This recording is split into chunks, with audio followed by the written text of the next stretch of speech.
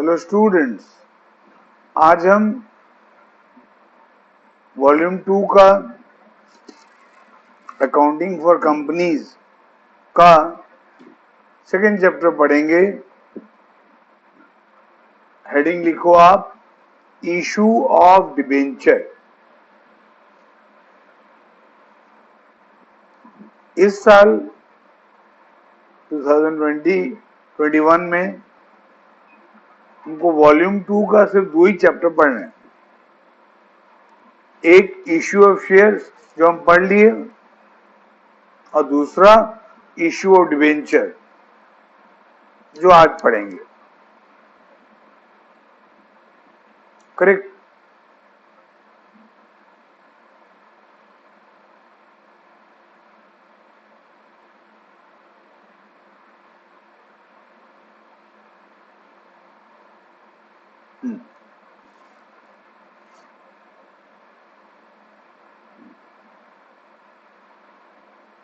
ये चैप्टर से इस साल मिनिमम 5 मार्क का क्वेश्चन आएगा,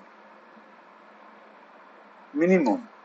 अधिक भी आ सकता है क्योंकि इस साल वॉल्यूम 2, अच्छा आपको मालूम है कि वॉल्यूम 2 से 20 मार्क्स का क्वेश्चन आता है।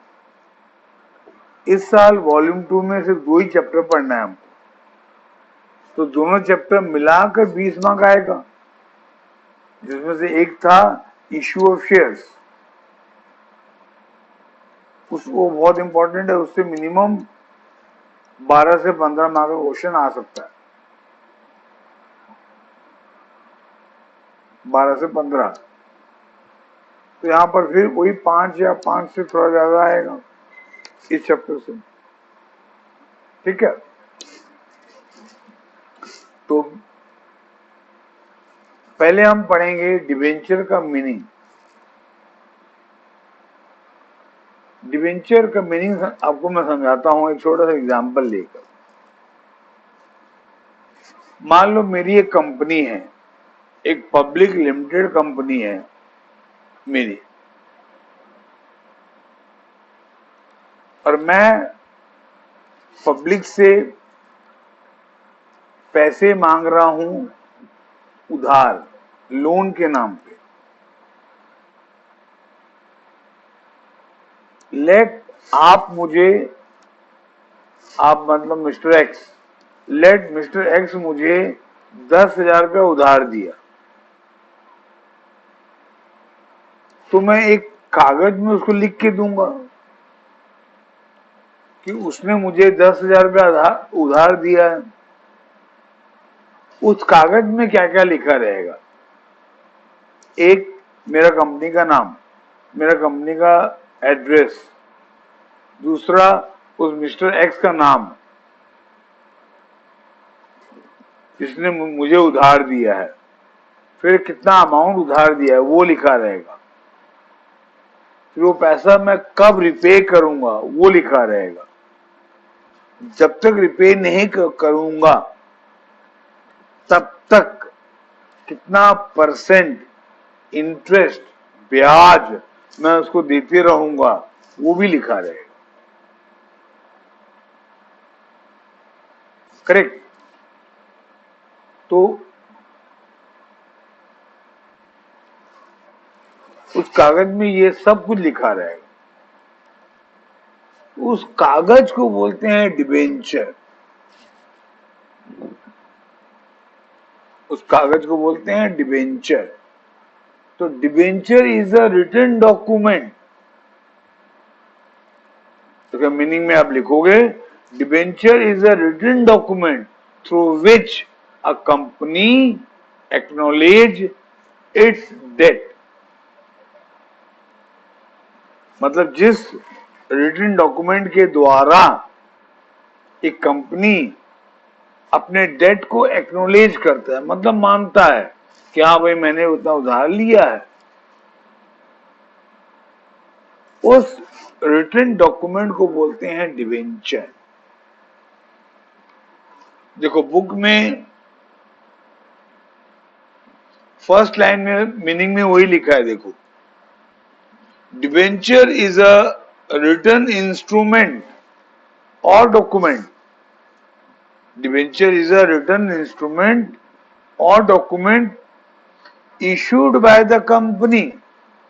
Issued by the company acknowledging a debt. Acknowledging a debt. Correct. ये इसका मीनिंग में लिख देना, टिक कर लो उसको. फिर आपको डेफिनेशन दिया है, तो जो पहला डेफिनेशन है इंडियन कंपनीज एक्ट का, वो टिक कर लो.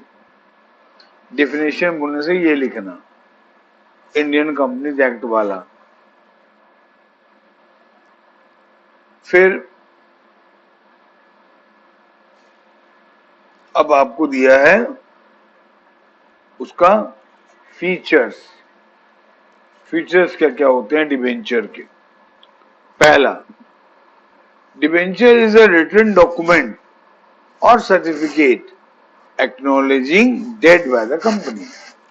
एक रिटन डॉक्यूमेंट है जिसके द्वारा कंपनी अपने डेट को, अपने उधार को एक्नॉलेज करता है. बिट्टू, mode and period of repayment of principal and interest is fixed.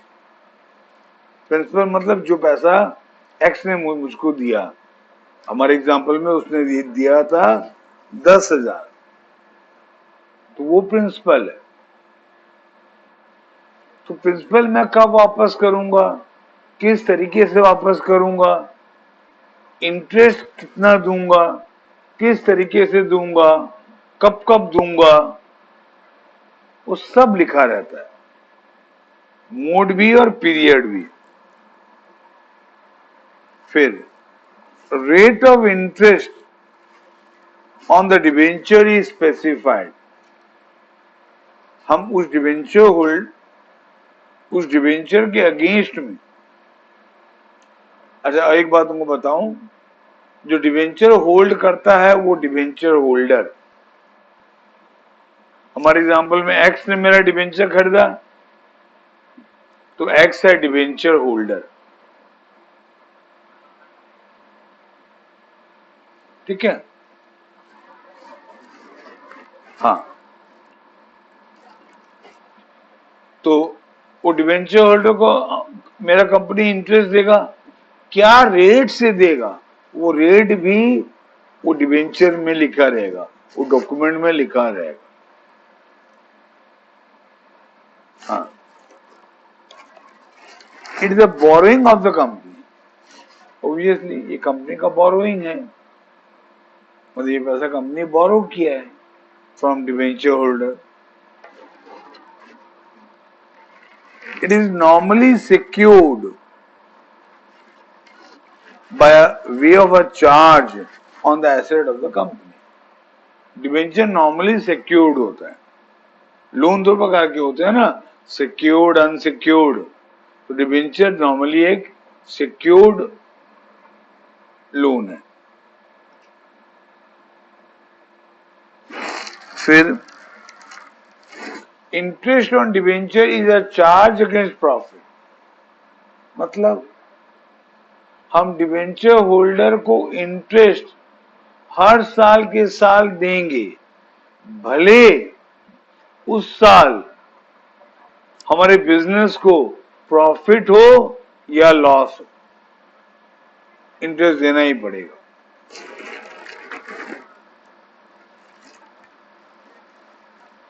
फिर है, आपको डिबेंचर और शेयर में डिफरेंस दिया है.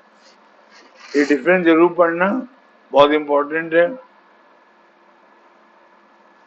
बिट 1 ओनरशिप को लेकर है. इसमें डिफरेंस ये है कि जो डिबेंचर होल्डर है वो कंपनी का ओनर नहीं है, वो कंपनी का क्रेडिटर है. बट जो शेयर होल्डर है वो कंपनी का ओनर है. ठीक है. फिर रिटर्न, डिबेंचर होल्डर को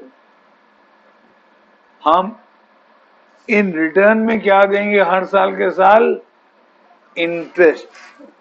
डिबेंचर होल्डर को हम हर साल के साल क्या देंगे? इंटरेस्ट।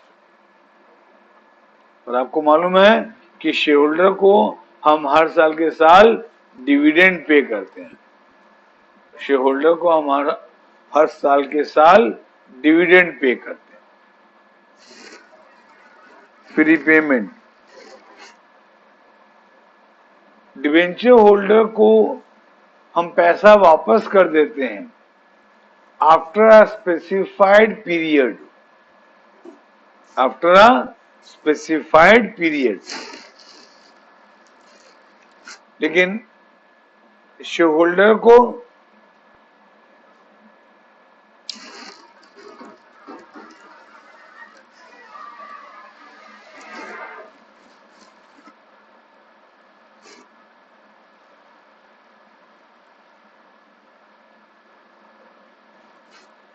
मैं शायद तुमको थोड़ा क्या बोले, मुझको याद नहीं आ रहा, फिर से बोलता हूँ।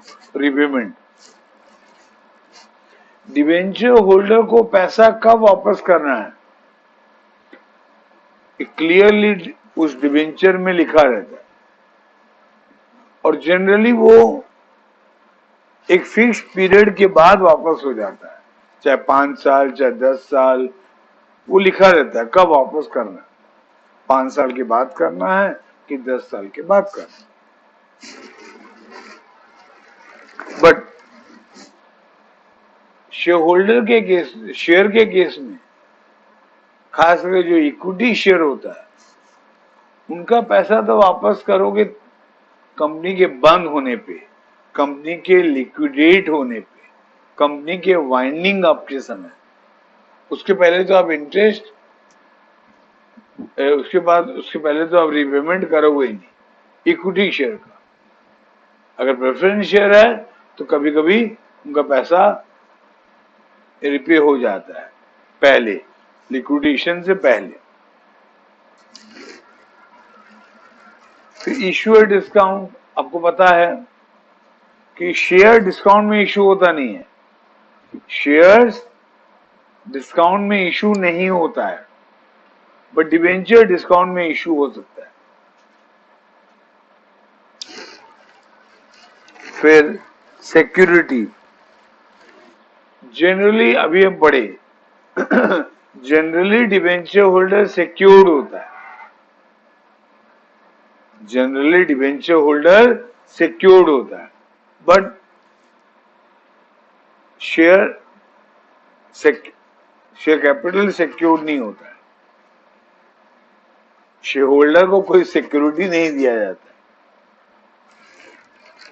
कन्वर्टेबिलिटी, आप डिवेंचर को शेयर्स में कन्वर्ट कर सकते हो, बट शेयर्स को डिवेंचर में कन्वर्ट नहीं कर सकते। फिर वोटिंग राइट, डिवेंचर होल्डर का वोटिंग राइट नहीं होता है। कंपनी का जब एनुअल जनरल मीटिंग होता है,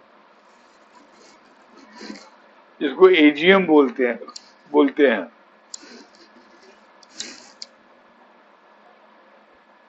उस एजीएम में डिवेंचर होल्डर्स का वोटिंग राइट नहीं होता है, बट शेयर होल्डर्स का वोटिंग राइट होता है। Risk,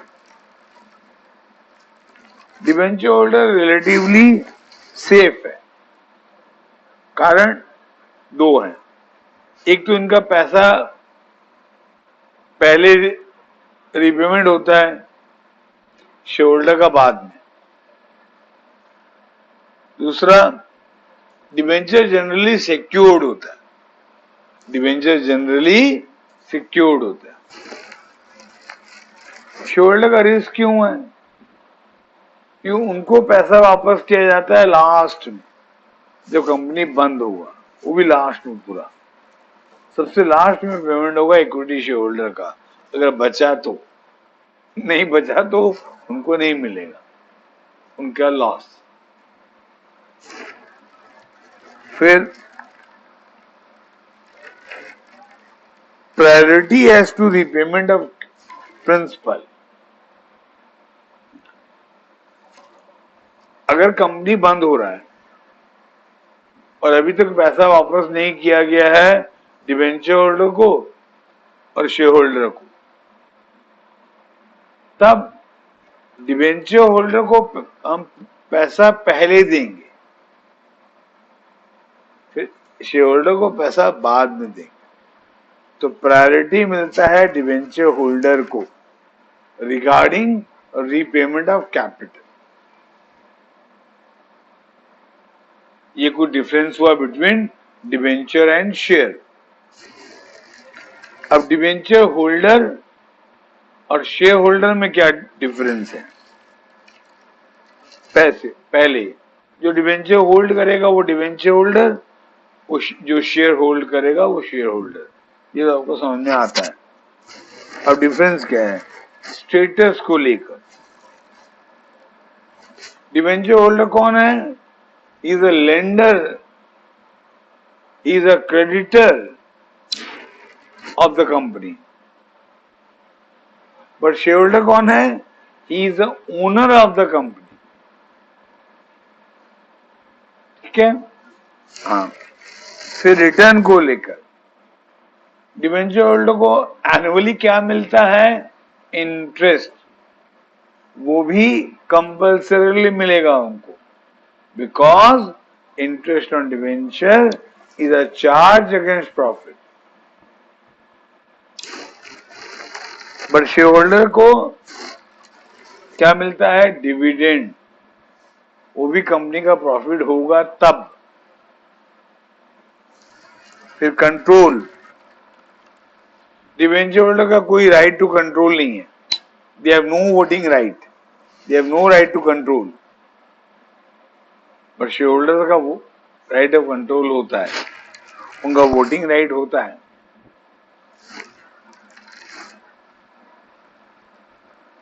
risk. Debenture holder safe है, इनका पैसा पहले वापस होगा। इक्विटी शेयर होल्डर रिस्की है, शेयर्स आर रिस्की, क्योंकि उनका पैसा तो लास्ट में वापस किया जाएगा। ठीक है? फिर है टाइप्स ऑफ डिबेंचर।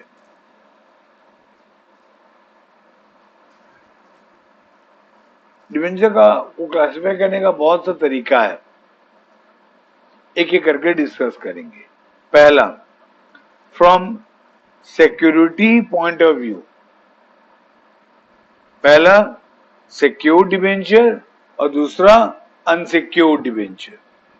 और जिस डिबेंचर होल्डर को आप सिक्योरिटी दोगे वो सिक्योर्ड डिबेंचर, और जिस डिबेंचर होल्डर को आप सिक्योरिटी नहीं दोगे वो अनसिक्योर्ड डिबेंचर। वो अनसिक्योर्ड डिबेंचर। ओके।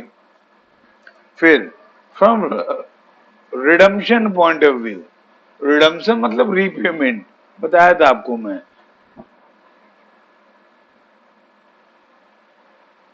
रिडम्पशन मतलब रीपेमेंट। इशू का रिवर्स होता है रिडम्पशन। इशू के समय जब कंपनी इशू करता है शेयर या डिबेंचर, तो पब्लिक से पैसे लेता है और उनको अपना कंपनी का शेयर या डिबेंचर देता है। इशू। रिडम्पशन में रिवर्स, पब्लिक से अपना शेयर या डिबेंचर वापस ले लेगा और उनको उनका पैसा वापस कर देगा। ये चैप्टर में डिबेंचर। इशू के समय, इशू ऑफ डिबेंचर के समय पब्लिक से पैसे लेगा और अपना कंपनी का डिबेंचर देगा। रिडम्पशन ऑफ डिबेंचर के समय अपना डिबेंचर वापस ले लेगा, पैसा वापस कर देगा। ठीक। अच्छा, रिडम्पशन पॉइंट ऑफ व्यू से दो प्रकार के होते हैं, रिडीमेबल और इररिडीमेबल। जो डिबेंचर का रिडम्पशन ड्यूरिंग लाइफ टाइम मतलब before liquidation, before winding up possible है, वो रिडीमेबल डिबेंचर। जिस डिबेंचर का रिडम्पशन पॉसिबल है during life time, that is before liquidation, before winding up, उस डिबेंचर को हम बोलते हैं रिडीमेबल डिबेंचर। और दूसरा है इररिडीमेबल डिबेंचर। जिस डिबेंचर का redemption during life time possible नहीं है, इनका redemption during life time possible नहीं है, और इनका रिडम्पशन लिक्विडेशन के समय ही होगा, उसके पहले नहीं होगा। इररिडीमेबल डिबेंचर का redemption during life time possible नहीं है, इनका रिडम्पशन कब होगा? During liquidation, not before that. Okay, फिर from record point of view, एक होता है रजिस्टर्ड डिबेंचर और दूसरा होता है बियरर डिबेंचर। रजिस्टर्ड डिबेंचर मतलब जिस डिबेंचर का नंबर और जिस डिबेंचर और नंबर और उस डिबेंचर के होल्डर का नाम कंपनी अपने रजिस्टर में लिख के रखता है, उसे कहते हैं रजिस्टर्ड डिबेंचर। अगर एक कंपनी डिबेंचर इशू किया तो एक नंबर, हर डिबेंचर को एक नंबर अलॉट होगा। अगर वो नंबर और उस नंबर डिबेंचर का होल्डर का नाम कंपनी अपने रजिस्टर में लिख के रखा है तो उसे कहते हैं रजिस्टर्ड डिबेंचर। तो रजिस्टर्ड डिबेंचर अगर ट्रांसफर करना है तो वो ट्रांसफर डीड से ही होगा। मतलब ट्रांसफर डीड बनेगा, उसमें मैं लिखूं अगर मैं डिबेंचर होल्डर हूं और मैं एक्स को बेचना चाहता हूं या वाई को बेचना चाहता हूं या राम को बेचना चाहता हूं या श्याम को बेचना चाहता हूं, तो मैं एक ट्रांसफर डीड बनाऊंगा उसके नाम पे। मतलब मैं श्याम को बेच रहा हूं तो मैं लिखूंगा मैं मिस्टर हैप्पी सर अपना 10,000 का डिबेंचर मिस्टर श्याम को बेच रहे हैं, तो सब लिख के लिखा जाएगा एक ट्रांसफर डीड में, तभी वो ट्रांसफर होगा। लेकिन जो बियरर डिबेंचर होता है उसमें कंपनी डिबेंचर होल्डर का नाम लिख के रखता नहीं है। डिबेंचर होल्डर का नाम लिख के रखता नहीं। अगर मान लो मैंने किसी कंपनी का डिबेंचर खरीद के रखा है और मान लो मुझसे गुम गया, मिस्टर राम को मिल गया, तो मिस्टर राम उस डिबेंचर का मालिक कहलाएगा। जिसके पास डिबेंचर सर्टिफिकेट है वही मालिक है। इस डिबेंचर पे किसी का नाम नहीं लिखा होता है, इसे हम कहते हैं बियरर डिबेंचर या unregistered debenture. Unregistered debenture.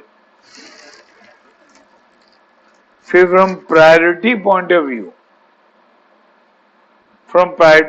View, debenture दो प्रकार के होते हैं। First debenture, second debenture.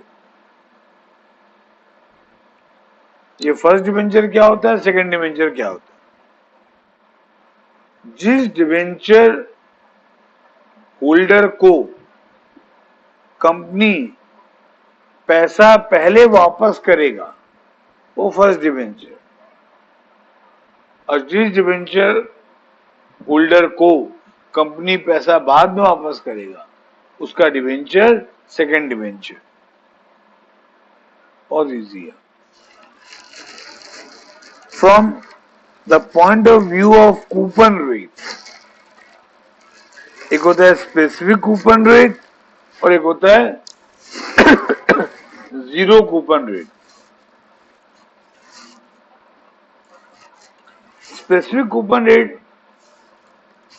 का डिबेंचर इशू करते वक्त कंपनी क्लियरली बोल देता है डिबेंचर होल्डर को कि मैं अपने डिबेंचर पे इतना रेट ऑफ इंटरेस्ट दूंगा,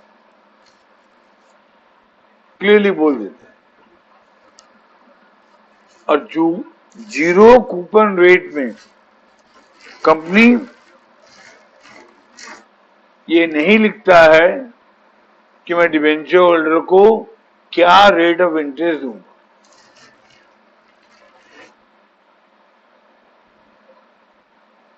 अब जीरो कूपन रेट का डिबेंचर फिर खरीदेगा कौन? और कंपनी स्पेसिफाई नहीं कर रहा है क्या रेट ऑफ इंटरेस्ट देगा, तो ऐसे डिबेंचर खरीदेगा कौन? इसलिए कंपनी क्या करता है, ऐसा डिबेंचर हेवी डिस्काउंट में इशू करता है। तो जितना डिस्काउंट दिया वही इंटरेस्ट है डिबेंचर होल्डर के लिए। ठीक। फिर लास्ट है from convertibility point of view. दो प्रकार के होते हैं, convertible debenture, non convertible debenture. बहुत सिंपल है, बताया। जिस डिबेंचर को हम शेयर्स में कन्वर्ट कर सकते हैं उसे कन्वर्टेबल डिबेंचर कहते हैं, और जिस डिबेंचर को हम शेयर्स में कन्वर्ट नहीं कर सकते वो नॉन कन्वर्टेबल डिबेंचर है। ठीक है। तो डिबेंचर चैप्टर का थ्योरी प्राय फिनिश है। अब मैं आपको कमिंग क्लास इसका प्रैक्टिकल करवाऊंगा, और इसका प्रैक्टिकल आपको बहुत इजी लगेगा। अगर आपने इशू ऑफ शेयर्स पढ़ा है तो इस चैप्टर का प्रैक्टिकल आपके लिए बहुत इजी है।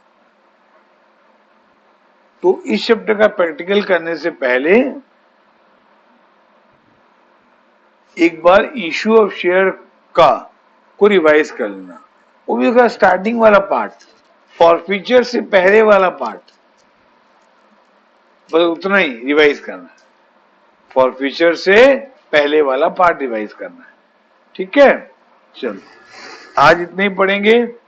एक बार अगर आपको मेरा वीडियो अच्छा लग रहा है तो आप पक्का लाइक कीजिएगा, और अगर आप मेरा चैनल सब्सक्राइब कर लेंगे तो आपको एक फायदा होगा, जब भी मेरा कोई नया वीडियो अपलोड होगा तो उसका नोटिफिकेशन मिल जाएगा।